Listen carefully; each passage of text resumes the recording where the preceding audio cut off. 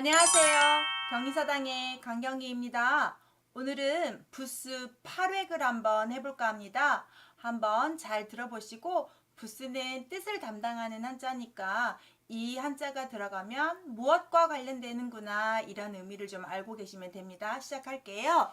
첫 번째 쇠금자는요. 우리 성씨 김이라고 쓰지만 여기에선 쇠금만 아시면 됩니다. 쇠덩어리나 금속과 관계된 한자가 되고요. 여기에 잘 보시면 산 모양 보시고 흙토 보시고 흙 가운데에 금이 반짝이는 모습처럼 여기에 이렇게 흙토에 반짝반짝 빛난다고 해서 이 반짝이를 잘 외우시면 되는데 비슷한 한자인 모두전, 온전전자와 조금 구분을 하시는데 그런 건 들립에다가 임금항을 써서 전이라고 하고요. 이렇게 땅속에서 보석이 발견되면 쇠금이고요. 이게 들어가면 금속 덩어리와 관계된 거라고 알고 계시면 되겠습니다.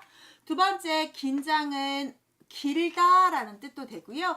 어른이라는 뜻이 있어요. 길게 오랫동안 산 사람을 어른이라고 하니까요. 그런데 이렇게 길게 오래 산 사람은 머리카락을 태어날 때부터 어머니, 부모님이 주신 거기 때문에 자르지 않아요. 그래서 머리카락이 긴 모습 사람을 그려서 이 위에 머리카락이 길게 늘어뜨리고 아랫부분에다가 지팡이를 짚고 있는 모습을 해서 길다, 긴 머리카락을 그린 거고요. 이게 옆으로 오면 이렇게 변형이 된다는 거 알고 계시면 좋겠습니다. 긴장이 들어가면 길다와 어른하고 관계된 한자를 쓰고 있고 혼자서도 쓸 수 있는 제부수예요. 세 번째 문문은 문 모양을 그린 한자인데 아주 문이 커요. 두 짝이 되기 때문에 큰 부잣집을 상징한다거나 큰 대궐을 상징하는 한자고요. 이 문문은 뜻도 담당하지만 가끔씩 음을 담당하기도 하는 역할을 하는데요. 문이 크다, 문 두 짝이다 생각하시고 그 다음 문이 하나라면 이렇게 문이 하나라면 한자는 이렇게 문호자를 씁니다. 지게문호라고 하고 문호라고 하는데 문이 한 짝이면 이렇게 쓰고요. 문이 두 짝이면 문문을 쓰고 있다는 거 문과 관련된 한자가 되겠습니다. 네 번째 우리가 보통 이렇게 하는 한자지만 이런 모양을 변형한 건데 언덕 모양을 그린 한자 언덕부예요. 이 위치는 왼쪽에 오기 때문에 왼쪽 부분에 오고 변이라는 말은 왼쪽에 오는 부스들을 다 변이라고 해서 가령 사람인 변 이렇게 하는 것처럼 왼쪽에 오는데 왼쪽에 그려놓고 뒤에다가 오를가를 쓰면 언덕 아가 되는 것처럼 왼쪽에 오면 다 언덕으로 쓰면 되는데요. 이런 모양이 되는 한자 오른쪽에 오는 한자 있었죠. 만약에 임금금을 쓰고 뒤에다가 오른쪽에 이렇게 쓰게 되면 얘는 고을군이 돼서 고을이라는 한자를 상징하는 한자가 돼요. 얘는 자 위치에 따라서 구분을 하는데요. 왼쪽에 오게 되면 좌부변이라고 해서 언덕을 상징하고 해석은 다 언덕이라고 하시고 오른쪽에 올 때는 고을하고 관계되기 때문에 고을읍이라고 화색하시면 되는데 모양은 같지만 왼쪽이냐 오른쪽이냐에 따라서 한자가 구분된다는 거고 구분하시는데요. 조금 힌트를 준다면 왼쪽에 오는 한자는 오른쪽에 오는 한자보다 약간 얇고 길게 쓰는 경향이 있어요. 근데 예술미로 인해서 그래서 좀 기다랗게 쓰는 것, 기다란 모양이 되는 것, 언덕 이렇게 왼쪽은 기다란 언덕이야 이렇게 외우시면 어떨까 싶은데요. 고을읍자는 좀 뚱뚱하잖아요. 빛색처럼 이렇게 생겼으니까 그래서 왼쪽에 오는 건 좌부변인데 언덕 드시고 좀 끼다란 모양이었어 이렇게 외우시면 좀 편할 것 같습니다.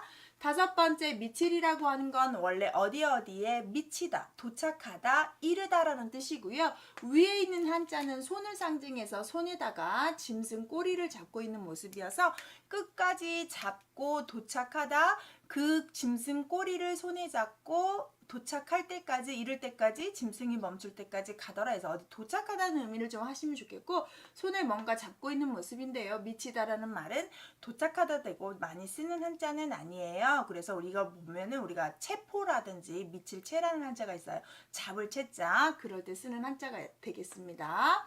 그 다음 6번은 새인데 새추인데 살주하고 비슷하니까 조심하셔야죠. 살주는 획순이 이렇게 3개밖에 안 되고요. 이 새추자는 꽁지가 짧은 새를 뜻하고요. 꽁지가 긴 새는 새조를 씁니다. 그래서 새추는 보통 새가 하는 행위를 할 때 쓰는 한자고요. 새조는 새의 명칭을 쓸 때 쓰는 한자예요. 그래서 새조가 들어가면 갈매기, 앵무새, 비둘기 뭐 이런 식으로 쓰는 한자지만 새추가 들어가면 새가 대답하다, 새를 잡을 때 그물을 쓰다, 뭐 새가 벌레를 먹다, 뭐 이런 식으로 새를 밀다, 많은 한자들이 새추가 들어가면 새가 무엇을 하다라고 해석을 하시면 됩니다. 그래서 정리를 하시면 새추와 새조는 새다, 새조는 새의 명칭을 쓰고 새추는 새가 하는 행위들을 쓰더라, 이렇게 하시면 되겠습니다. 7번째 비유자를 보시면 비가 뚝뚝뚝뚝 떨어지는 모습을 뜻하고요. 비유가 들어가면 하늘에서 일어나는 모든 기상현상을 나타내는 한자다. 그래서 기상현상과 관계된다, 이렇게 하시면 되겠습니다. 비유가 들어가면 날씨와 관계된다, 이렇게 보시고요. 8번째 푸를 청자를 보시면 푸른색은 어때요? 좀 느낌이 좋지요? 그래서 푸른색은 젊음을 상징하는 색깔이어서 젊은이청이 돼서 우리가 청소년이라고도 쓰는데 부스에서는 푸른 색깔과 젊은이 2가지 해석으로 하시면 되고요. 이게 한자마다 푸를정이 들어가면 푸른색으로 해야 되는지 젊은이로 해야 되는지를 약간 구분하시면 편하고요. 푸를정 들어가서 되는 한자들 제가 몇 번 모양 비슷한 한자에 넣었으니까 한번 참고해서 보시고요.